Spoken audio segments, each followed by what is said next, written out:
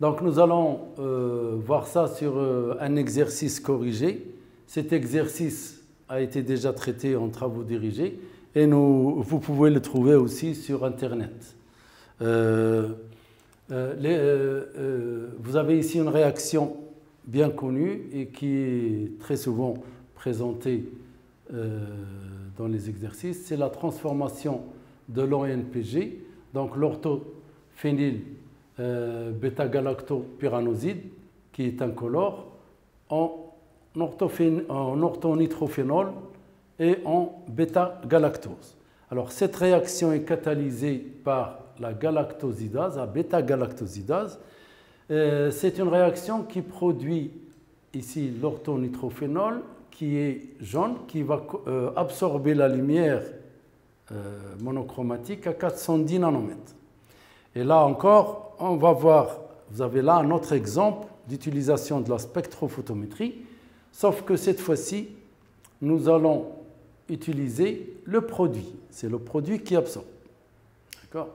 Donc, nous allons suivre les variations d'absorbance de l'ONP, l'orthonitrophénol, et à travers ça, nous allons étudier la réaction et on va voir alors, ce qu'on vous donne généralement.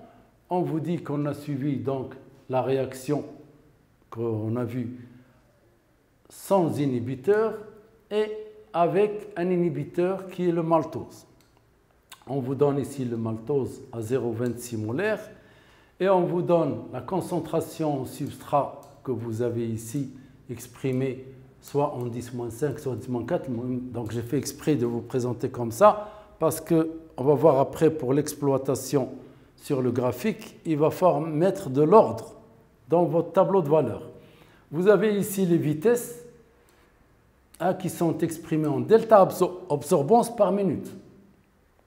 D'accord ? Sans inhibiteur et avec maltose.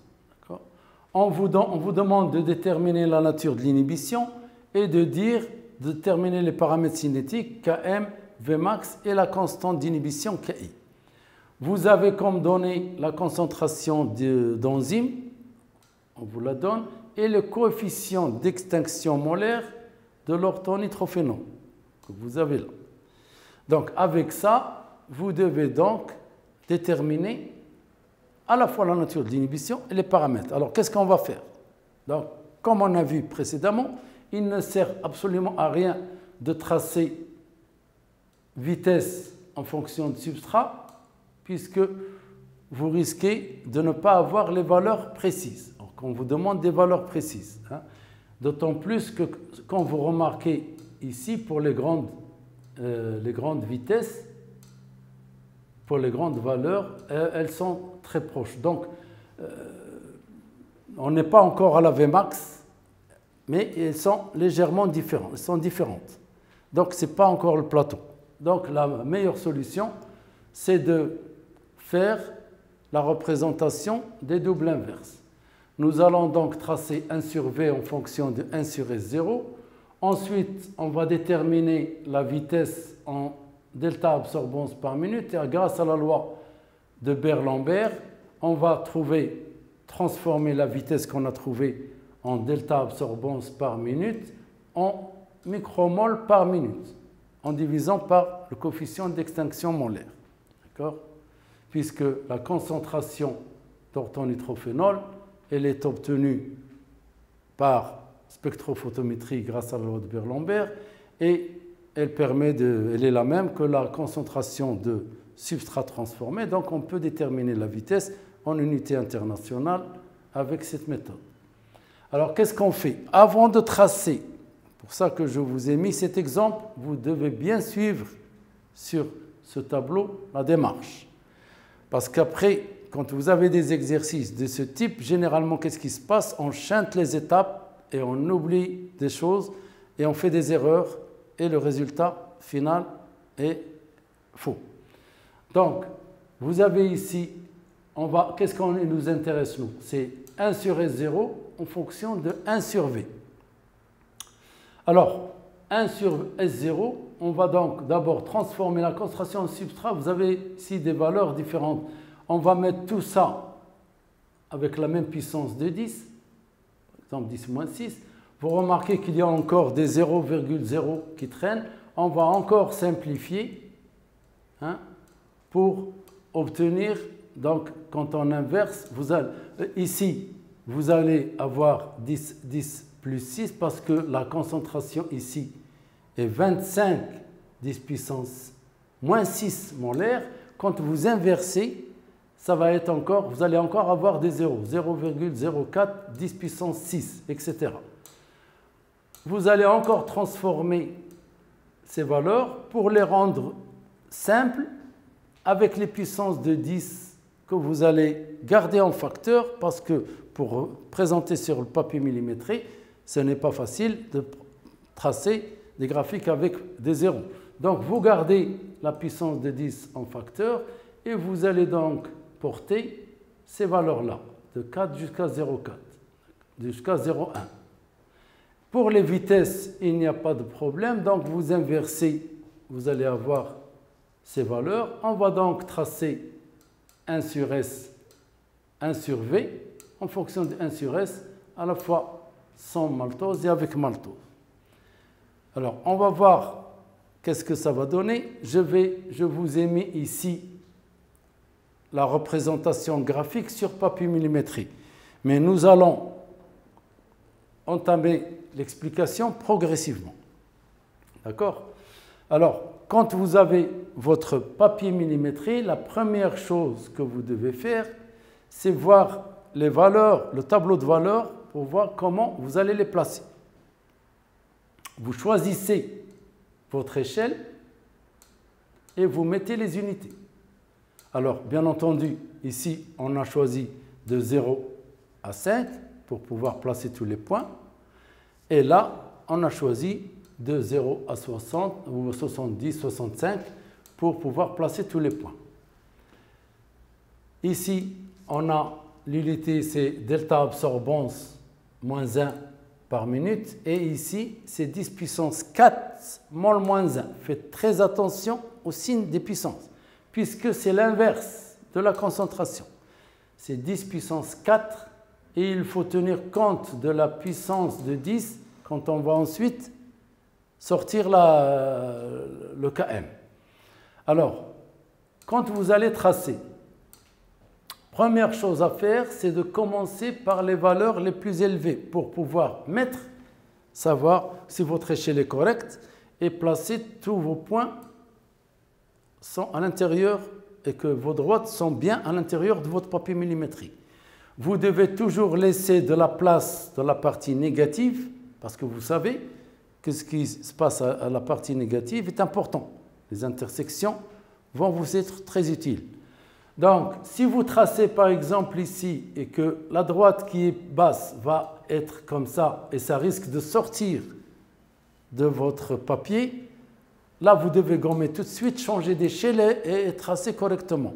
Et ne tracez pas rapidement une droite, vous allez ensuite vous apercevoir que l'autre ne se place pas correctement, vous aurez perdu du temps et c'est du temps perdu, surtout si vous avez ce type d'exercice à l'examen. Il faut que le tracé, que vous puissiez le faire en 10 minutes, un quart d'heure maximum pour passer à la suite, parce que le tracé n'est qu'un outil. Et si vous perdez du temps avec le tracé, vous aurez perdu du temps pour l'autre sujet et vous aurez aussi des résultats faux. D'accord? Donc, quand vous avez bien tracé, ici, qu'est-ce qui se passe? Qu'est-ce qu'on remarque? Que les deux droites vont se couper sur l'axe des abscisses. On revient à ce qu'on a dit précédemment. Donc, on va voir donc que ce type d'inhibition ne va pas changer le Km. Donc, et il va changer la Vmax. Donc, c'est un inhibiteur non compétitif. Il s'agit d'un inhibiteur non compétitif, donc on peut dire que le maltose exerce une inhibition non compétitive. Il va changer la Vmax, mais ne change pas le Km. Ici, vous allez avoir à cette intersection la valeur de 1 sur Vmax. Ici, moins 1 sur Km. Ici, ça va vous donner 1 sur V'max, la vitesse modifiée de l'inhibiteur, la Vmax modifiée. Donc, quand vous voulez tirer vos paramètres, vous avez ici, vous tracez en delta absorbance, parce que ça ne sert à rien de transformer toutes vos valeurs, vous tracez en delta absorbance par minute. Vous sortez ici la vitesse, par exemple ici l'intersection se fait à 6,1. Vous allez avoir la Vmax qui est égale à 0,164 delta absorbance par minute. Vous inversez. D'accord? Vmax, c'est 0,164. Vous divisez ensuite par le coefficient d'extinction molaire de l'orthonitrophénol et vous allez obtenir la vitesse en micromol par minute. D'accord? Alors, faites attention. Quand on utilise le coefficient d'extinction molaire, son nom l'indique, c'est en mol, des grandes moles. Donc, la vitesse que vous allez obtenir ici, c'est en grandes moles, c'est-à-dire des moles par litre. Si on vous demande le nombre d'unités dans votre milieu réactionnel, il suffit de vous reporter au volume réactionnel pour déterminer l'activité, la vitesse en unité internationale, c'est-à-dire des petites moles, micromoles, petites moles par minute, dans votre milieu réactionnel. Donc, sinon, on vous le demande en molaire, vous mettez que c'est des grandes moles, c'est-à-dire des petites moles par litre, par minute. D'accord? Alors, pour le Km, c'est pareil. On a ici la valeur qui est égale à 1. Donc, 1 sur Km va être égal à 1. Mais ici, on a oublié le 10 puissance 4. Il faudra mettre 10 puissance 4. Donc, quand vous allez tirer le Km, ça va être 1 10 moins 4 molaire. 1 10 moins 4 molaire, c'est-à-dire 0,1 millimolaire. C'est la valeur du Km. Pour la V'max, vous avez ici moins 12,1 à l'intersection. Pour la vitesse, c'est en delta absorbance moins 1 par minute.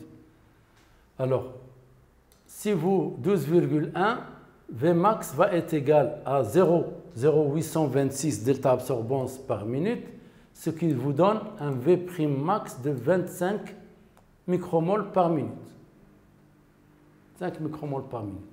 La Vmax, c'est la même chose. Donc ici, on a 6,1.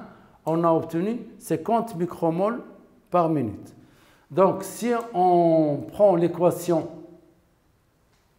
la relation entre V'max et Vmax, et on remplace les différents paramètres qu'on a trouvés, on va donc tirer le Ki qui va être égal à 0,26 molaire.